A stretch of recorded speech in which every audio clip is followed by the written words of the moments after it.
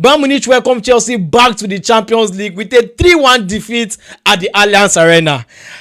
Trust me, Chelsea went into this game with so much hope because this is the world champions. This is the team, that conquered PSG in the final. So Chelsea came into this game with so much belief, so much hope, even from the fans. But kudos to Bayern Munich, because this side are a traditional Champions League side. In fact, they've not skipped a Champions League year for the last 20 years. So that's how good they've been, in the Champions League. No disrespect to them. They're a very, very good side. This is where inexperience comes in. This is where you signing young players, to represent your club at the biggest level of football. Trust me, this is the biggest stage of football after the World Cup. Signing young players of under 18, under 20, under 21, this is where it shows. This is the result of signing inexperienced players. That's the fact. Because when you go into the market and your whole idea and your whole thought is, let's sign young players to develop, it will get to a point and it will show. It will show, and this is what is going on right now in Chelsea. This is the Champions League. This is the highest level. You cannot go into the Champions League with kids and with inexperience. Chelsea respected and gave so much respect to this Bayern Munich side. This Bayern Munich side, a very, very good side. Defensively, in the midfield and attacking wise, they are so good. They have experience in every department of their play. Jonathan Tah is very experienced in defense. Manuel Neuer is very experienced in goal. We come to the midfield. We have the likes of Kimmich, very, very experienced player in midfield. We go to attack. We have Harry Kane, very experienced in attack. Luis Diaz, very experienced. So you cannot match them man for man when it comes to experience. Yes, quality wise Chelsea are close, but not at the level of Bayern Munich. So this Bayern Munich side are a very, very good side. Now, what cost Chelsea this game? Individual errors. Individual errors cost Chelsea this game. The first goal came from an individual error. That was an own goal from Chalobah. The second goal was a penalty. Instant individual error from Caicedo caused the penalty. The third goal, another individual error again. So to me, I think this is where experience actually speaks, because at this level of football, you cannot afford to concede those silly mistakes and you cannot afford to concede those silly goals.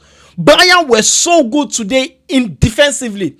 Bayern were so compact today. Attacking wise, they took their chances, and this is how you get paid if you don't take your chances. This is the level of football where if you get one chance, you get a goal. But if you don't do that, at the end of the day, it will affect you and you affect your chances of qualifying. And that is what Chelsea actually lacks today. So it's not that the team really, really played that bad. Yes, most players played bad today, like the likes of Pedro Neto, the likes of Enzo played very bad today. But what cost Chelsea this game, and kudos to Sanchez, what cost Chelsea this game was individual errors. Now, what are the 5 things we learned from this game? Because trust me, Chelsea defense and the coordination of that defense was very bad. Despite how much Chelsea spent in the transfer window, it still showed in the defense. Because you cannot focus on the attack only, signing the likes of Estaval, signing the likes of Delap, João Pedro, and those Garnachos and Gittins, and you neglect the defense. What is the price you pay for doing that? Once you neglect the defense, these are the price you pay for that. So trust me, if you don't give proper attention to the Chelsea defense, it will continue costing Chelsea over and over again. The same thing happened against Brentford. The defense is still suffering at this point. There's no coordination in the defense.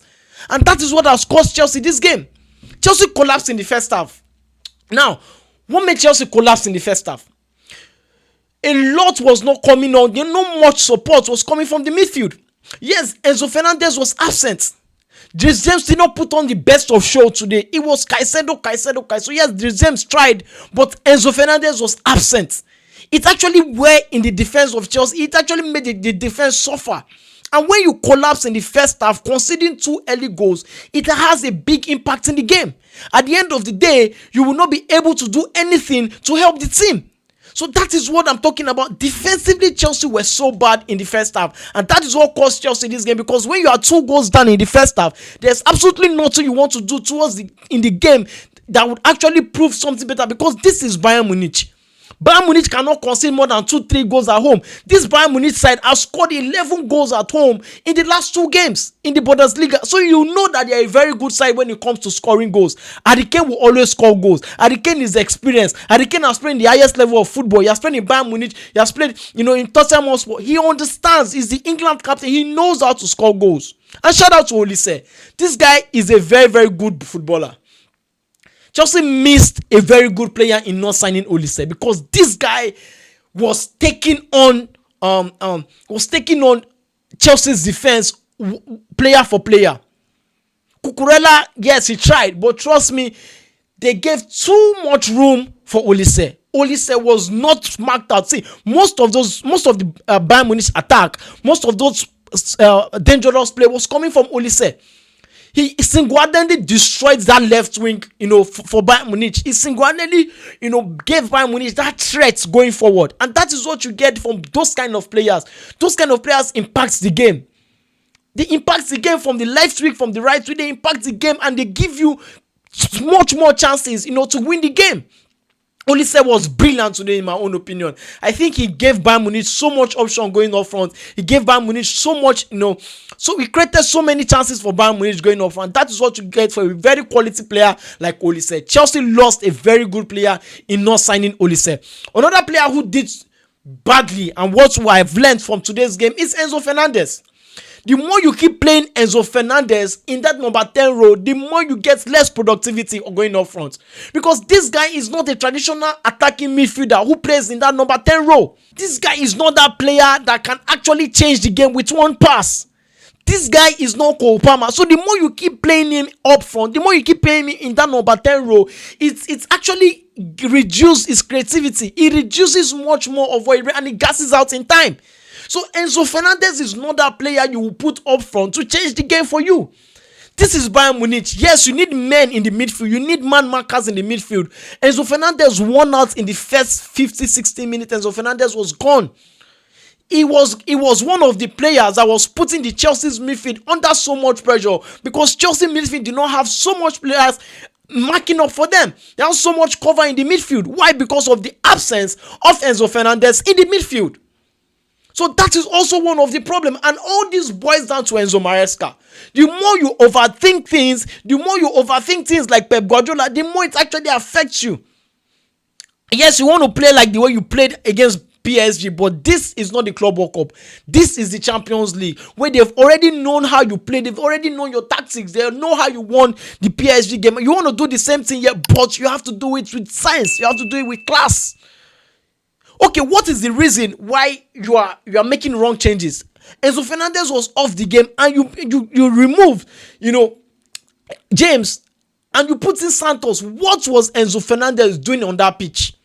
Enzo Fernandez was supposed to be the first players to be taken off that game. Pedro Neto was so bad today. The defense, the guy who played the number 2, it skips my name. He was so bad today as well.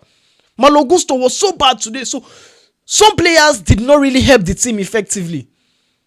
They did not help the team effectively. So it was just about Cole Palmer. In fact, the best player for Chelsea today are 2 players. Cole Palmer and Robert Sanchez. Robert Sanchez did so well in goal today. Cole Palmer got the goal because he was very, very good. He's a very good player. Shout out to Cole Palmer. 100 goals for Chelsea and 400 games for Chelsea. And this should be his 45th goal for Chelsea. What a fantastic record. 100 goals, 100 games, 45 goals. Fantastic record. So shout out to Cole Palmer, because this guy is a very, very quality player. It's a sad one. Chelsea actually lost this game because Chelsea had the quality in terms of how the team play, of how the team can play, or what the team is capable of playing to actually get the draw. But individual errors cost Chelsea this game. This game slipped from Chelsea's hand in the first half already. Because once you concede those 2 early goals, there's absolutely nothing you can do at that time to get back into the game and win the game. This is Bayern Munich, for crying out loud. This is not a small team in the Champions League, and this is the Champions League, for God's sake. The Champions League is a competition where you have to be at your best at all points. At all the time. But it is what it is for Chelsea. Let me know what you think about this game. Let me know what you think about Chelsea's collapse and Chelsea's loss to Bayern Munich. Who was your best player and who was the worst player on that pitch? Please let me know and share your thoughts in the comment. Now let's move to the next game that was played. Liverpool against Atletico Madrid. Before I even started And before I even checked, it was Liverpool were already a goal up with Robertson who scored the goal. Mo Salah's second goal after 2 minutes, 6 minutes, Liverpool were already 2 goals up. But shout out to Atletico Madrid who tried to fight their way back into the game with Llorente getting 2 goals and equaling it 2-2 just before the halftime or so, and it was 2-2 for Liverpool and Atletico Madrid. But this is Liverpool. They always grind out results. This is the team that has scored 4 late goals in the last 4 matches and pick up victories. They did it against Bournemouth, they did it against Newcastle, they did it against Arsenal, they did it against Burnley. 4 late goals. Yes, the Arsenal one came a little bit earlier in the 70 minutes or so, but these guys are capable of grinding out results. This is what experience brings to you. This is what a very good core of players and very good determination from the coach and from the players brings to you, because they know it is never over until it's over. So what fantastic victory for Liverpool against Atletico.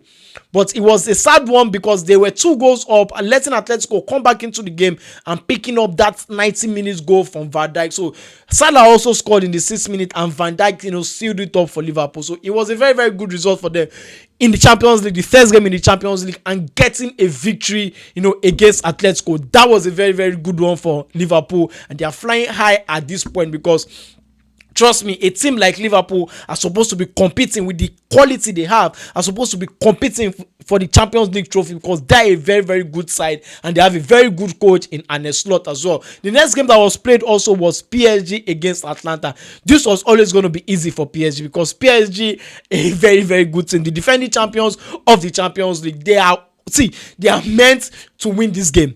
This is Atlanta. Yes, Atlanta has not been in their best in the last couple of games or so, but trust me, a goal from Marquinhos, a goal from Kvaratskhelia, Nuno Mendes, which we arguably the best left back in the world at this moment, and also Goncalo Ramos got the victory from Atlanta. They lost a penalty also, and they pick up a 4-0 victory at home to Atlanta. That was a very, very good victory. That was a statement from PSG because they know that they are the defending champions and they need to pick up victory when it matters. When this is the first game, pick up victories, pick up your 3 points, which is very, very important for a team like PSG. Another game that I played today was Ajax against Inter Milan. Inter Milan played a 4-4 draw at the weekend against Juventus. They scored. They're a very good side when it comes to scoring goals. Ajax are not the Ajax we used to know. So they are no level or they are no match to Inter Milan. Inter Milan got that victory. 2 goals from Marcus Thuram, who is a very, very good striker for them, who has been scoring goals for fun in the last couple of games or in the last couple of, matches for them. So they're a very, very good side. So 2 goals to them. Ajax was never going to be a tough game, for Inter Milan. So let me know what you think about all these games: Liverpool, Chelsea, PSG, and Inter Milan. Share your thoughts in the comments. If you're new to this channel, hit the like button, subscribe to this channel, hit the notification bell. Until I come away again next time, I remain your boy Mike Way. Stay cool. Cheers.